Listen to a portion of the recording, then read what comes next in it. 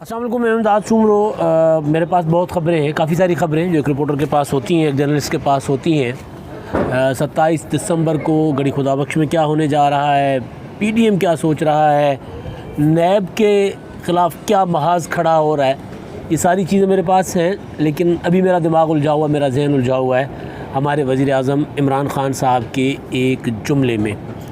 और वो जुमला यूँ है कि अगर लोग ख़ुदकुशियाँ करते हैं तो मैं क्या करूँ, बेरोज़गारी से तंग आकर, भूख से तंग आकर अगर लोग ख़ुदकुशियाँ करते हैं तो मैं क्या करूँ। ये जुमला है उस वज़ीर आज़म का जो रियासत मदीना की मिसालें देते नहीं थकते, जो हज़रत उमर की खिलाफत के दौर में खलीफे की जो ज़िम्मेदारियाँ और उनके अक़वाल और उनकी मिसालें देते नहीं थकते।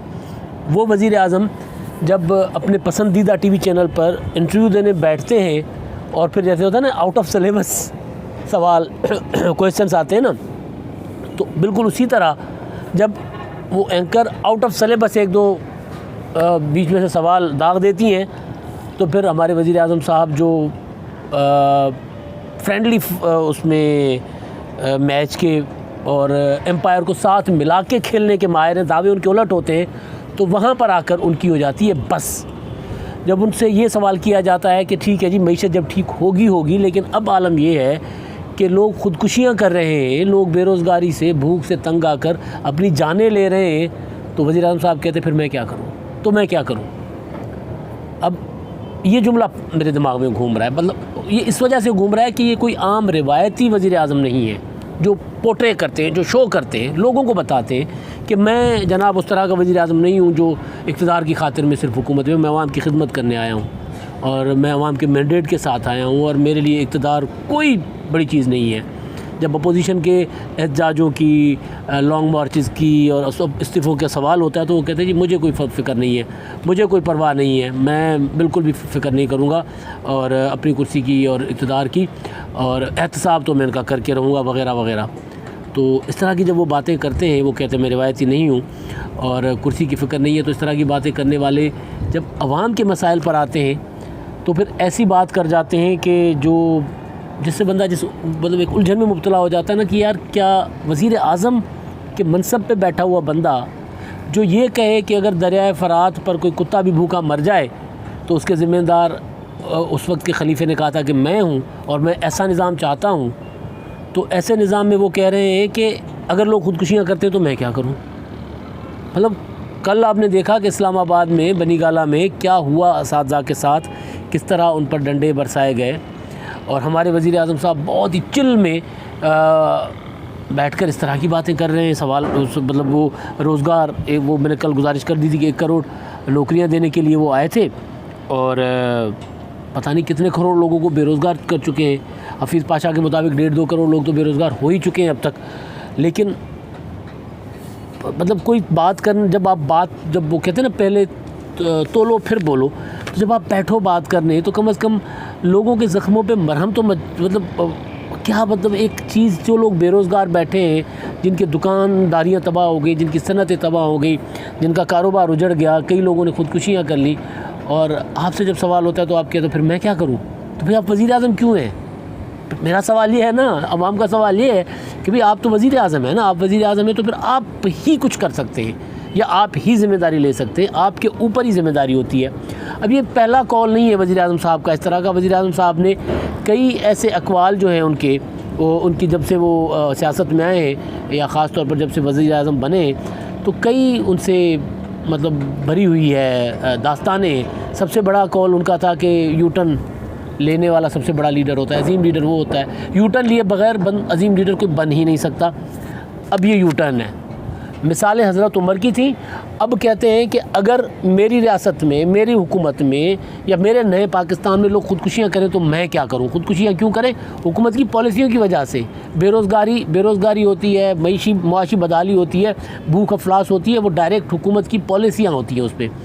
तो वो कहते हैं कि जी फिर मैं क्या करूँ। मिसालें यानी यू टर्न ना, एक बहुत सा बड़ा यू टर्न ले लिया, उस बात से यू टर्न लिया जो उनकी अपनी सियासत का वो खासा बताते होते हैं कि भाई मैं अलग से तलक का वज़ीर आज़म हूँगा।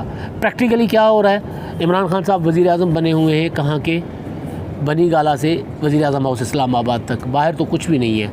सूबे हैं, सूबाई खुद मुख्तारी है, लेकिन सूबों में जहाँ जहाँ इनकी हुकूमत है वहाँ जो हाल है वो भी लोग देख ही रहे हैं। तो बहरहाल मेरा जहन उलझा हुआ है। फिर उसी इंटरव्यू में कहते हैं कि जी मेरे पास कोई जादू का डंडा नहीं है। अल्लाह की पनाह, मतलब जादू का डंडा नहीं होता भाई, जादू की छड़ी होती है। मतलब कल कोई अलादीन के चिराग की जगह कह देंगे कि जी मेरे पास अलाउद्दीन का शोला मशल नहीं है।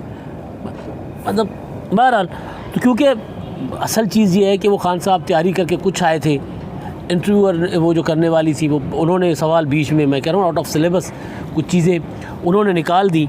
तो फिर पता चल गया कि जनाब खान साहब कितनी तैयारी है, कितनी गिरे पे अपनी हुकूमत पे, कितने अपने उमूर पर गिरे पे। वो जो उनको ब्रीफिंग दी जाती है कि हमारी माशियत अब ऊपर जा रही है, अब ऊपर ना जाने वो लोग मजाक उड़ाते हैं कि ऊपर कहाँ जा रही है, बिल्कुल ऊपर तो नहीं चली गई। जब लोग खुदकुशियाँ करें तो ये माशियत ऊपर तो, मईशत ऊपर तो नहीं ना गई, फिर बिल्कुल ऊपर चली गई। और वज़ीर आज़म कहेंगे अगर लोग खुदकुशियाँ कर रहे हैं तो मैं क्या करूँ, फिर जादू का डंडा नहीं है मेरे पास।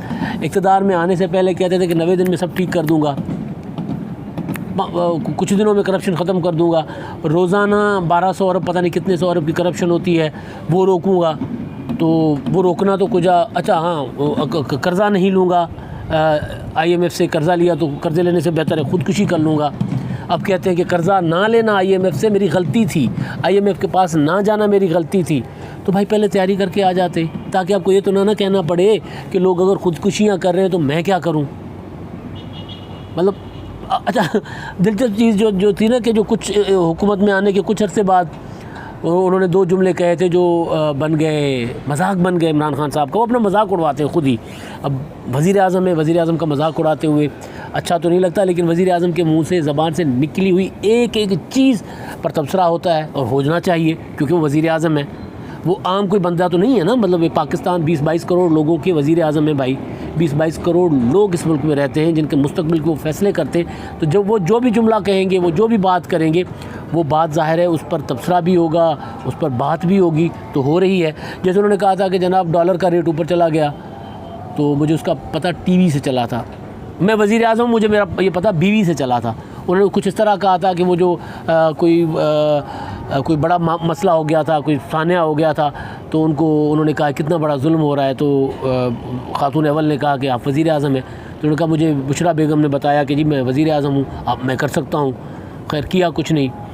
मतलब जो चीज़ उन्होंने खान साहब ने आज तक की है उसकी उलट की है।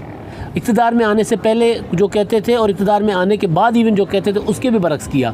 सानिया साहिवाल का आपको पता होगा, सानिया साहिवाल जब हुआ था वो ख़ानदान को बिला वजह मतलब पूरी की पूरी गाड़ी को भून दिया गया, बच्चे छोटे छोटे, पूरा का पूरा ख़ानदान, एक छोटी बच्ची के सामने उसका पूरा ख़ानदान मार दिया। वज़ीर आज़म साहब बैरून मुल्क दौरे पर थे और उन्होंने वहाँ से ट्वीट किया था कि मैं निशान इबरत बनाऊँगा, नया पाकिस्तान है और नया पाकिस्तान में ये चीज़ें बर्दाश्त नहीं की जाएंगी। कौन निशान इबरत बना? मुजरिम जिन्होंने, वो कातिल जिन्होंने मारा था वो निशान इबरत बने, या निशान इबरत बनाया खान साहब ने उस ख़ानदान को? जब वतन वापस आए तो कार्रवाई क्या होनी थी, कोई गिरफ़्तार क्या होना था, तहकीकात क्या होनी थी, वो तो क्योंकि मामला तयशुदा था और वो होना था, उसको दाखिले दफ्तर हो जाना था, तो वो तो हो ही गया। लेकिन निशान इबरत बनाया था हमारे वज़ीर आज़म साहब ने। आपको याद होगा कि उस ख़ानदान को बुलाया था लाहौर में वज़ीर आला हाउस में, और वहाँ पर टांग पर टांग रख के वो उन्होंने उनके साथ फातिहा ख़्वानी की थी। यानी जिनका पूरा घर उजड़ गया उनके घर जाकर उन्होंने ताज़ियत करना मुनासिब नहीं किया, समझा था।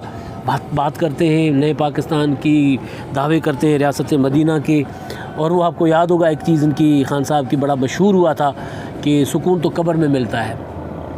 अब ये बात कोई मतलब मुबल्लग कर सकता है, कोई तबलीग करने वाला बंदा कर सकता है। मुल्क के वज़ीर आज़म जो उनकी ज़िम्मेदारी है कि भाई वो लोगों के लिए आसानियाँ, ऐसी पॉलिसियाँ बनाए जिसमें लोगों की ज़िंदगी आसान हो।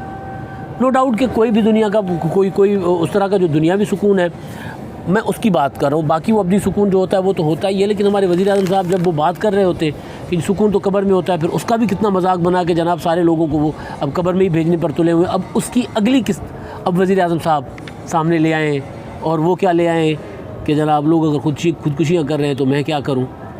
तो मेरा तो सवाल ये है कि आप वज़ीर आज़म हैं खान साहब, आप ही कर सकते हैं कुछ। अगर आप कुछ नहीं कर सकते तो फिर आप क्यों हैं उस कुर्सी पर। अब तक के लिए इतना ही। अल्लाह हाफ़िज़।